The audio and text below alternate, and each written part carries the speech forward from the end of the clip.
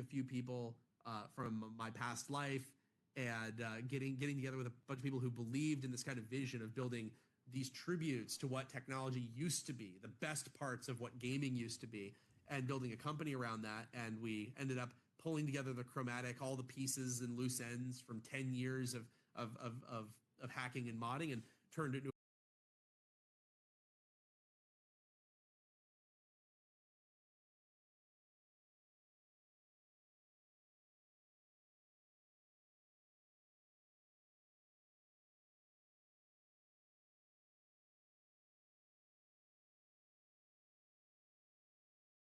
it's just the AI is behind the curtain.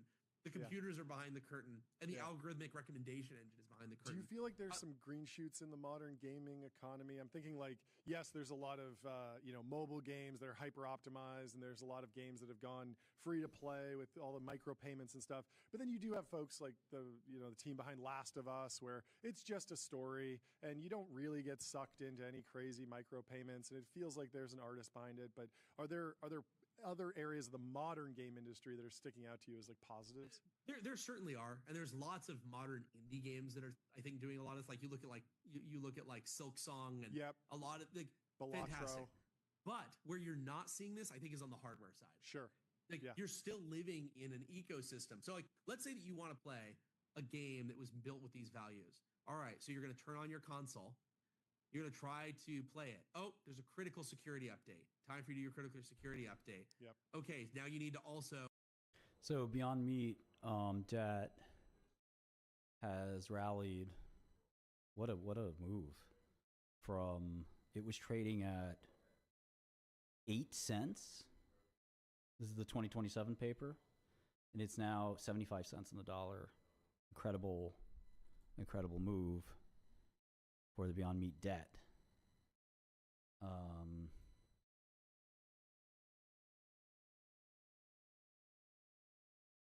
No real update on Spruce. Same story. I'm long.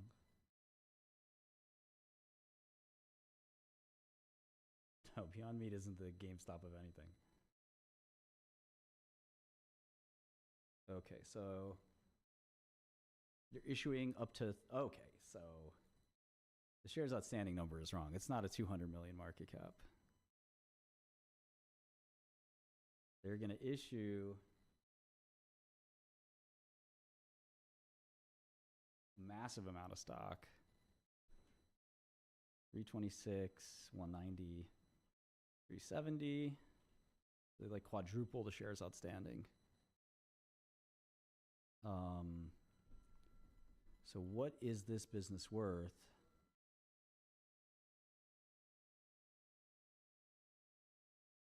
What's the stock price? 356. Yeah, the bonds have 10x'd. Bondholders are allowed to put them into bankruptcy, but now the company's kind of back. But, there's maybe 40 million in gross profit. Let me look at the cash flow real quick.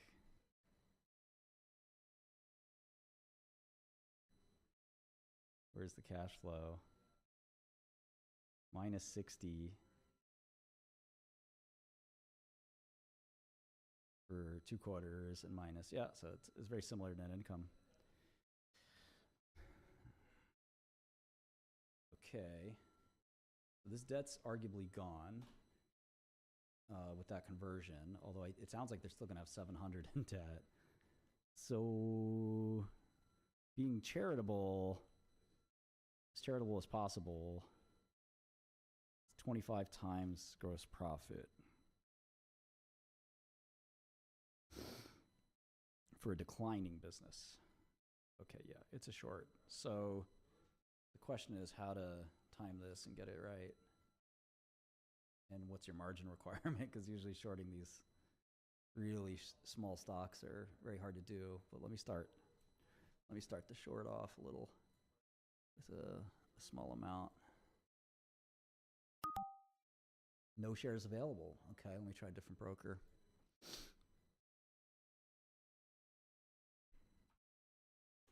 I can sell calls, I guess.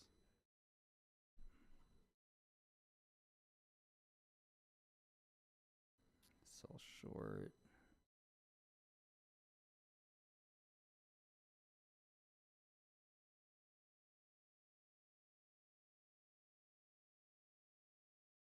Let's see, hard to borrow.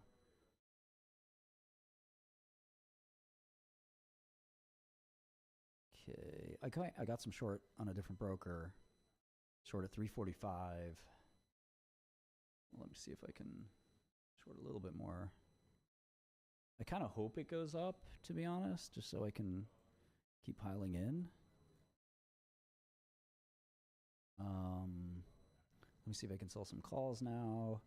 Let's see, what am I looking at here? The Oct 24, 5 calls? 60 cents?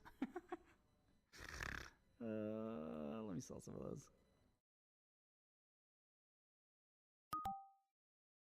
Okay. No go there either.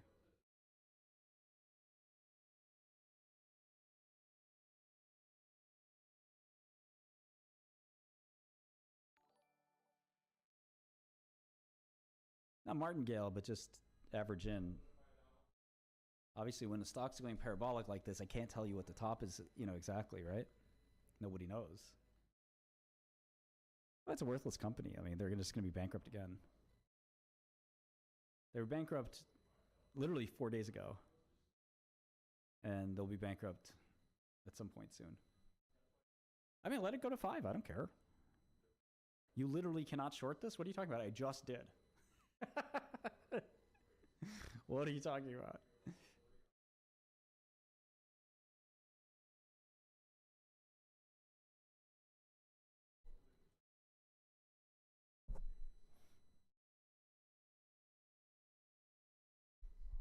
Yeah, I'm not sure the Walmart news will help them. Korea, we've been taking money from Korea all year. Don't worry about Korea.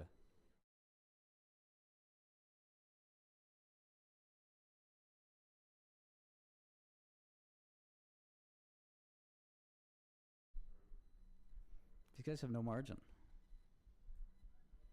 Sales have been dropping. They need a massive massive spike.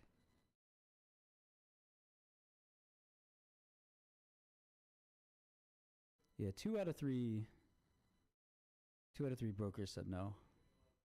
Selling calls is just shorting calls, right? Yeah.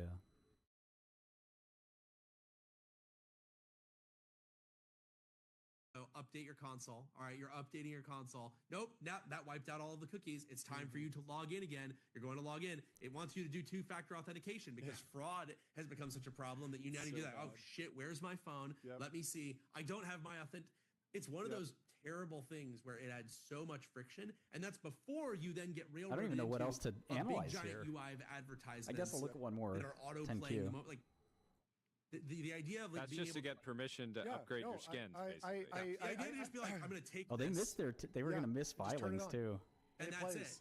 And it's great. That is that. Yeah, that is. They'll be bankrupt again. Modern games can't do that because of the platforms that they're on. Yeah. I was comping like what it takes to play. Actually, on one of the newer quests, I realized I had 7 different passwords: Instagram, Facebook, Meta. I had all these different passwords. I had codes to different pieces to buy games and stuff. Versus they had negative gross margin last quarter, where you turn the button and it just says GoldenEye, and it's just like amazing. And I was saying that they do have 200 million of PP&E, seems like an own 300. Goal. It seems like modern video game designers should at least know that you will see lower churn if you pre-install one great game. And when the first time they unbox it on Christmas, you turn it on and it's Beat Saber or whatever the piece of software or hardware that you're selling, like have it come with something great. Like, why don't people do that? Are they just stupid or is it like something more complex? It is complex. I mean, so you got to remember, like, so first of all, there's a lot of people in the games industry who didn't necessarily get into it purely because they want to build great games or necessarily they drink Starbucks and not Mountain Dew. Yep, you've heard my quote, right? Yeah. And you have a lot of these people who it's a lily pad, it's a way to make a check, or it's a way to affect social change in the world through some larger company's budget. And so that is part of the problem. But you're also at odds oftentimes. So like you just talked about this specific idea of having a bundled title.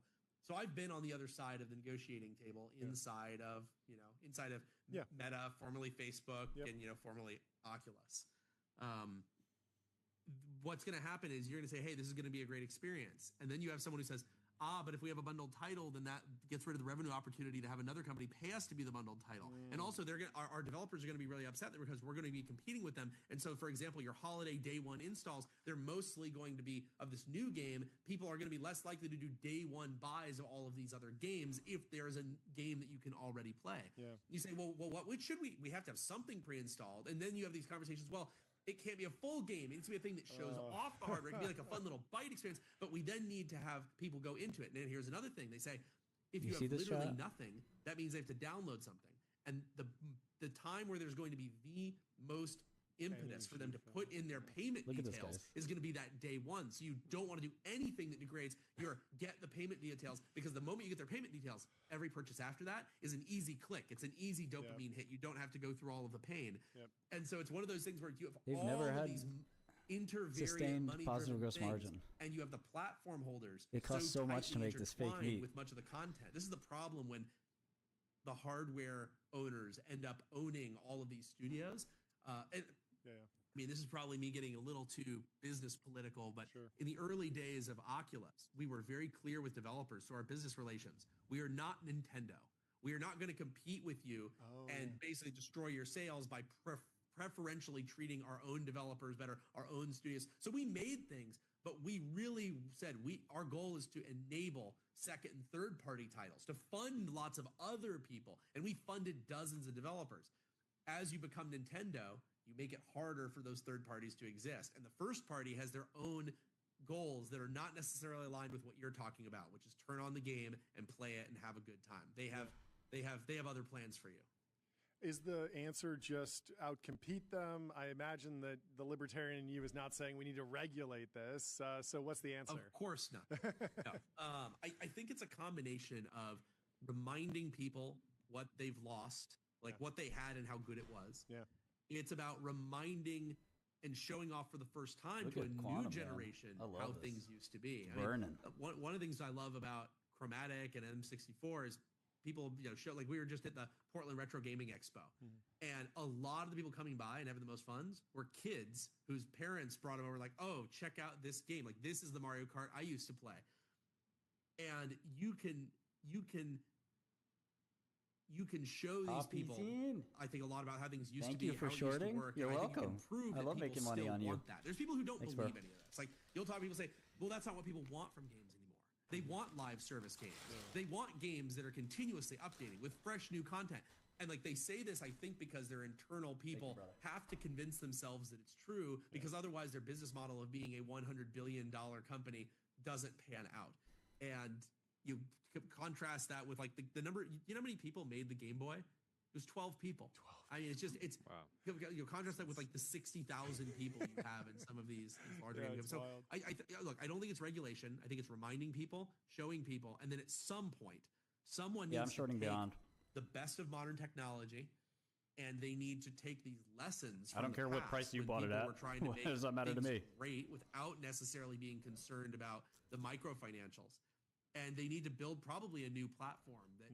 It learns that combines the best of all of these things, which is kind of the idea behind mod retro. Yeah. You want to combine the best of the modern and the best of the retro, and I think at some point somebody's going to do that. Who knows? Maybe you'll see something like Sega re-enters the console. I'll go heavy up 4 or 5 or 6. Everybody's ass, but maybe it'll be in television. Maybe ColecoVision's going to come back. But at some point, let them buy it. Yeah. Do you expect Mod Retro they have to sell their Quantum to buy Beyond Meat? Make decisions that sort of limit the I end up with no money, and that's not going down the path of hyper financialization. Wait. And price matters. Your price matters to me.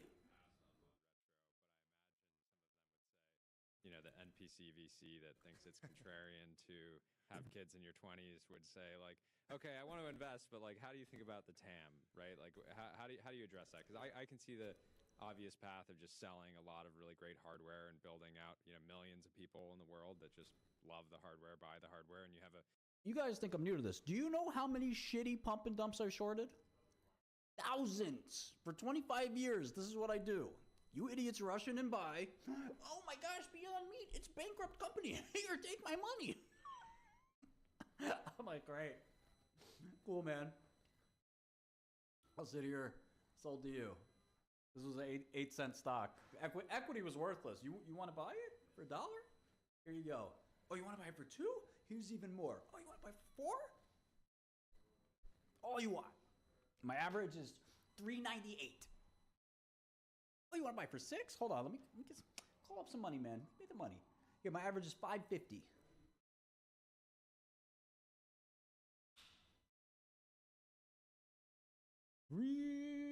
Retards.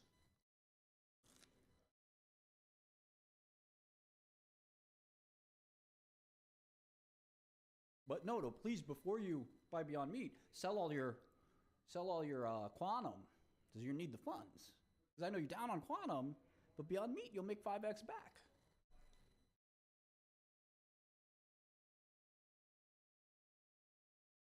Yeah, just a small position here.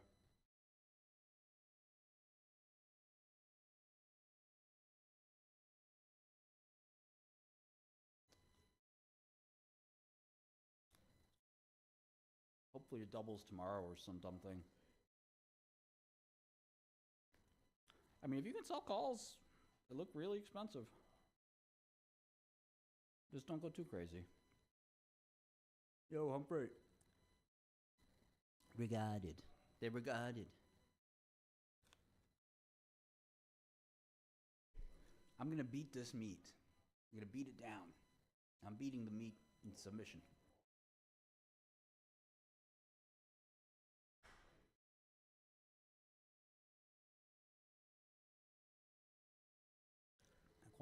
Trump's not making any kind of announcement on Quantum, don't worry.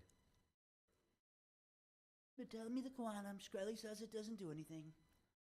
Shkreli says it's as useless as tits on a bull. You see, that's a saying I know. It's from the 80s. That's my language. Just start small. I think I have a 20 basis point position right now. I want it to go down, but I'm also not upset if it goes up. Find a level where you have that equilibrium. Beat the meat. Very important to beat the meat.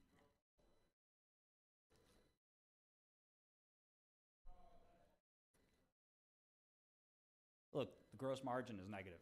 What the fuck are you going to do with the negative gross margin? Seriously.